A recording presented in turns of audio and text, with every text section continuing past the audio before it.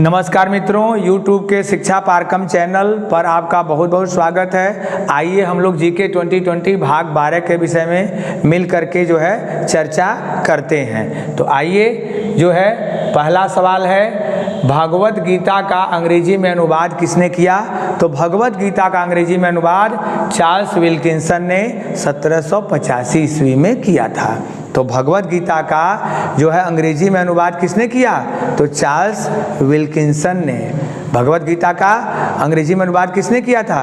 तो Charles Wilkinson ने। इसको याद रखिएगा।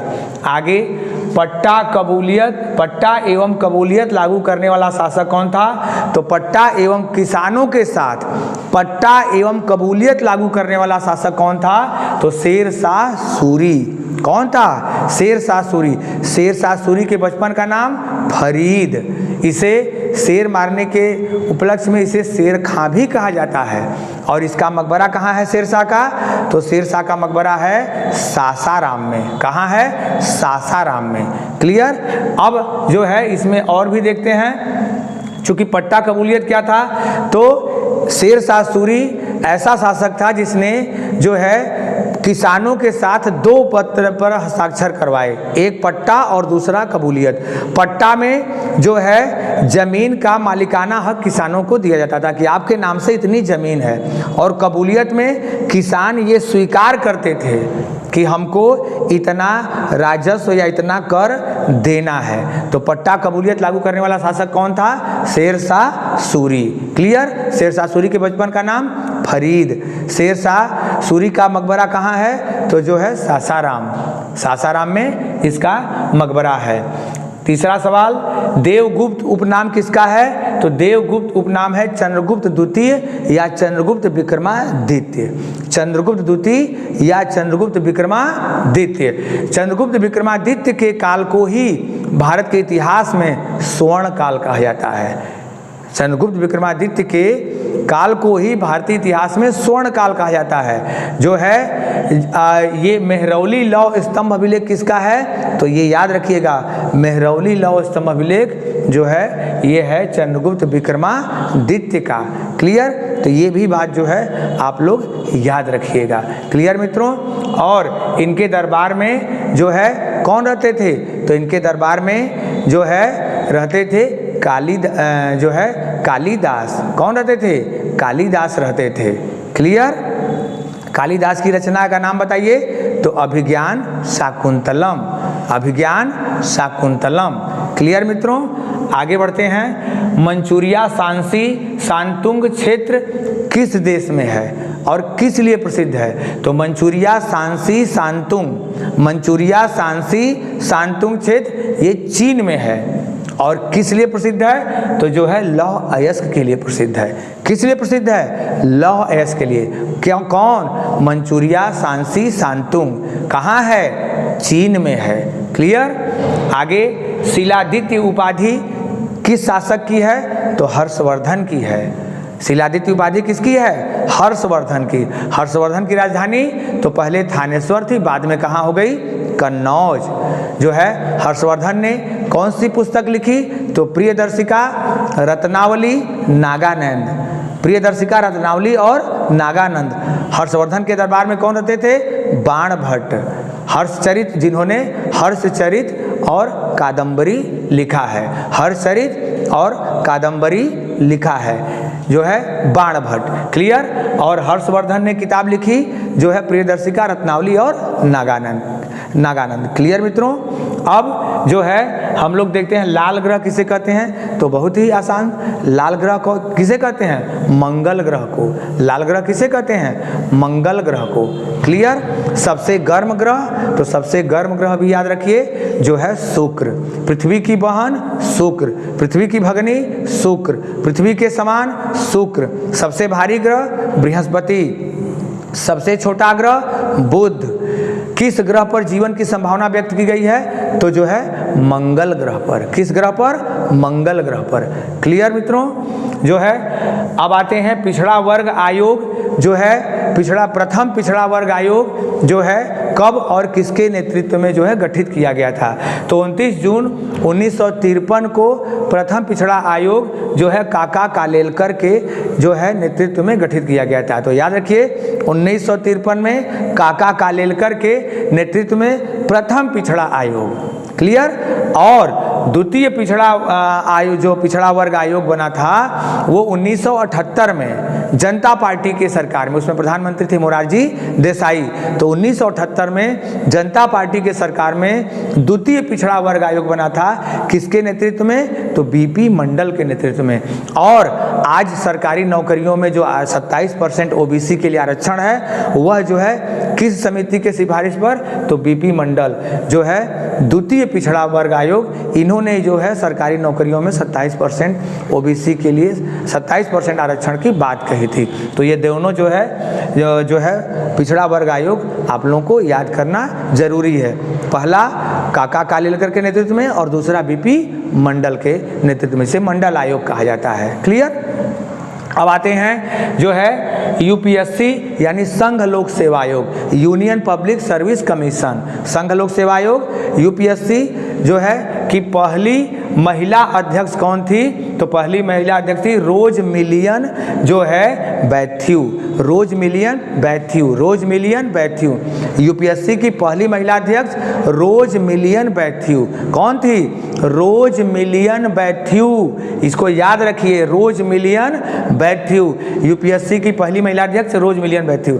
अब एक सवाल और जानिए कि जो है यूपीएससी के सदस्यों यानी संघ लोक सेवा आयोग के सदस्यों की नियुक्ति कौन करते हैं? तो राष्ट्रपति। कौन करते हैं? राष्ट्रपति। संघ लोक सेवा आयोग किस अनुच्छेद में है? तो अनुच्छेद 315। संघ लोक सेवा आयोग अनुच्छेद 315। ठीक दोस्तों, अब आगे बढ़ते हैं हम लोग। जो है अवशिष्ट शक्तियां कहाँ से ली गई हैं? कनाडा से ली गई हैं। अवशिष्ट शक्तियां कहाँ से ली गई हैं? कनाडा से। अब आपके दिमाग में आ रहा होगा कि अवशिष्ट शक्तियां क्या होती हैं? तो देखिए, संविधान के निर्माण के समय जो विषय सूची में रखे गए, जैसे संघ सूची, राज्य सूची और जो है समवर्ती सूची, इनमें जो विषय रखे गए जो है उसके बाद समय जो है इतने वर्ष बीते, तमाम नई विषय आ गए। पहले तो मोबाइल नहीं था, इंटरनेट नहीं था, उस तरह के अपराध नहीं होते थे, आज साइबर अपराध हो रहे हैं, तो तमाम नए विषय आए। तो संविधान में एक जगह छोड़ दिया गया था जिसे कहा गया अवशिष्ट शक्ति, यानी उन नए विषयों को कहाँ रखा जाएगा? अवशिष्ट शक्ति। और इस पर कानून बनाने का अधिकार किसका होगा? केंद्र सरकार का। और अवशिष्ट शक्तियों का जो ये प्रावधान है ये कहाँ से लिया गया है? तो ये कनाडा के संविधान से लिया गया है। ठीक है मित्रों, अब आगे बढ़ते हैं। संचित निधि से धन निकालने की अनुमति किससे लेनी पड़ती है? तो संचित निधि से धन निकालने की अनुमति संसद से लेनी पड़ती है। साथ ही ये भी याद रखिए, संचित निधि अनुच्छेद 266 और आकस्मिक निधि अनुच्छेद 267। संचित निधि अनुच्छेद 266 और आकस्मिक निधि अनुच्छेद 267, ये अनुच्छेद में आकस्मिक जो है अनुच्छेद 267 में आकस्मिक निधि है और अनुच्छेद 266 में जो है संचित निधि का वर्णन है। क्लियर मित्रों, अब आगे बढ़ते हैं हम लोग। जो है चुक्की कमाटा की खान कहाँ है? तो चुक्की कमाटा की खान विश्व प्रसिद्ध जो है तांबे की खान है और कहाँ है? चिली में है। चुक्की कमाटा की खान कहाँ है? तो चुक्की कमाटा की खान चिली में है। किस धातु के लिए प्रसिद्ध है? तांबा के लिए प्रसिद्ध है। किस धातु के लिए प्रसिद्ध है? तो तांबा के लिए प्रसिद्ध है। चुक्की कमाटा की खान चिली में है और तांबा के लिए प्रसिद्ध है। डेमोग्राफी क्या है? तो जनसंख्या का अध्ययन डेमोग्राफी कहलाता है। जनसंख्या का अध्ययन, जनसंख्या के वृद्धि जो है घटाव या जो भी किसी प्रकार का परिवर्तन होता उन सब का अध्ययन, जनसंख्या से संबंधित अध्ययन को डेमोग्राफी कहा जाता है। साथ ही आगे मित्रों जो है आइसोहाइड क्या है? तो आइसोहाइड समान वर्षा मानचित्र में या मैप में समान वर्षा वाले स्थानों को मिलाने वाली रेखा को आइसोहाइड कहते हैं। समान वर्षा वाले स्थानों को मिलाने वाली रेखा को आइसोहाइड कहते हैं। इसको याद रखिएगा। अगर पूछे आइसोहेलाइन तो समान लवणता वाले स्थानों को मिलाने वाली रेखा, समान लवणता वाले स्थानों को मिलाने वाली रेखा आइसो जो है हेलाइन। समान वर्षा आइसोहाइट, और समान जो है लवणता ये है आइसोहेलाइन, और समान दाब आइसोबार, समान दाब आइसोबार, समान वर्षा आइसोहाइट, और समान लवणता जो है आइसोहेलाइन। ठीक है मित्रों, ये मानचित्र पर जो है जो बनी रेखाएं होती हैं उससे संबंधित है। क्लियर। अब आगे बढ़ते हैं। जो है BMI, तो इसे कहते हैं body mass index, body mass index BMI। ये क्या होता है? तो ये होता है कि प्रत्येक व्यक्ति की लंबाई के हिसाब से उसका वजन होना चाहिए। प्रत्येक व्यक्ति की लंबाई के हिसाब से एक निश्चित वजन होना चाहिए अकॉर्डिंग टू मेडिकल। ठीक है, यानी जो है प्रत्येक व्यक्ति की एक जितनी लंबाई है उसके हिसाब से उसका मास या वजन होना चाहिए। क्लियर। और आदर्श रेशियो कितना होता है? तो 22.1। क्लियर मित्रों। तो BMI body mass index. Clear.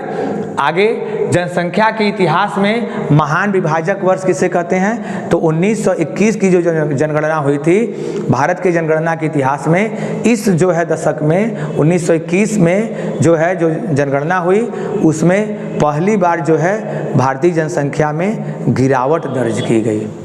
ठीक है, तो इसे जो है जनसंख्या के इतिहास में महान विभाजक वर्ष कहा जाता है, क्योंकि जब से जनगणना हो रही है तब से केवल 1921 की जनगणना में ही जो है जनसंख्या में गिरावट हुई। ठीक है, इसीलिए इसे महान विभाजक वर्ष कहा जाता है। अब ये आपको याद रखना है कि जनसंख्या पहली बार भारत में जो है जनगणना कब हुई? तो लॉर्ड मेयो के काल में 1872 में, और नियमित जनगणना किसके काल में? तो लॉर्ड रिपन के काल में। नियमित जनगणना लॉर्ड रिपन के काल में। क्लियर। अब आगे बढ़ते हैं। कारपोरेट टैक्स कैसा कर है? तो ये प्रत्यक्ष कर है। कारपोरेट टैक्स कैसा है? तो प्रत्यक्ष कर है, और ये केंद्र सरकार लगाती है। क्लियर। आगे, प्रतिरोधकता का मात्रक क्या है? तो प्रतिरोधकता का मात्रक है जो है ओम मीटर। प्रतिरोधकता को विशिष्ट प्रतिरोध भी कहा जाता है। प्रतिरोधकता का मात्रक ओम मीटर और प्रतिरोधकता को विशिष्ट प्रतिरोध भी कहा जाता है। क्लियर मित्रों। अब आगे बढ़ते हैं। बेकिंग पाउडर का सूत्र क्या है? तो NaHCO3। बेकिंग पाउडर का सूत्र क्या होता है? NaHCO3। इसे खाने वाला सोडा भी कहते हैं। ठीक है, इसे खाने वाला सोडा भी कहते हैं। इसका प्रयोग कहाँ होता है? तो ब्रेड वेड को फुलाने में इसका प्रयोग होता है। ठीक है, पेट की अम्लीयता को दूर करने में इसका प्रयोग होता है। साथ ही गर्भ निरोधक गोलियों को बनाने में भी इसका प्रयोग किया जाता है। किसका? जो है बेकिंग पाउडर का। क्लियर। इसे खाने वाला सोडा भी कहते हैं। आगे, स्ट्रेंजर गैस किसे कहते हैं? तो स्ट्रेंजर गैस जेनान को कहते हैं। स्ट्रेंजर गैस किसे कहते हैं? जेनान को। इसका जो है प्रतीक XE होता है। क्लियर। आगे, गन पाउडर किससे मिलके बना होता है? तो गन पाउडर नाइटर, चारकोल और गंधक से मिलके बनता है। गन पाउडर किससे बनता है? नाइटर, उसके बाद चारकोल और गंधक से मिलकर बनता है। जो है इसका आविष्कार कौन किया था? तो रोजर बेकन। गन पाउडर का आविष्कार जो किसने किया था? तो रोजर बेकन ने किया था। ठीक है मित्रों, तो मैं उम्मीद करता हूं कि आपको ये इसमें बहुत सारी बातें याद हो गई होंगी। ठीक है, आप इसका स्क्रीनशॉट ले लीजिए। धन्यवाद। नमस्कार मित्रों, आप इस वीडियो को अधिक से अधिक लाइक और शेयर करें। अपनी राय कमेंट करके बताएं। इस तरह की और जानकारी के लिए हमारे टेलीग्राम व यूट्यूब चैनल शिक्षा फाल्कन को सब्सक्राइब करें। साथ ही बेल आइकन दबाएं, जिससे हमारी वीडियो की नोटिफिकेशन आपको सबसे पहले मिले। धन्यवाद।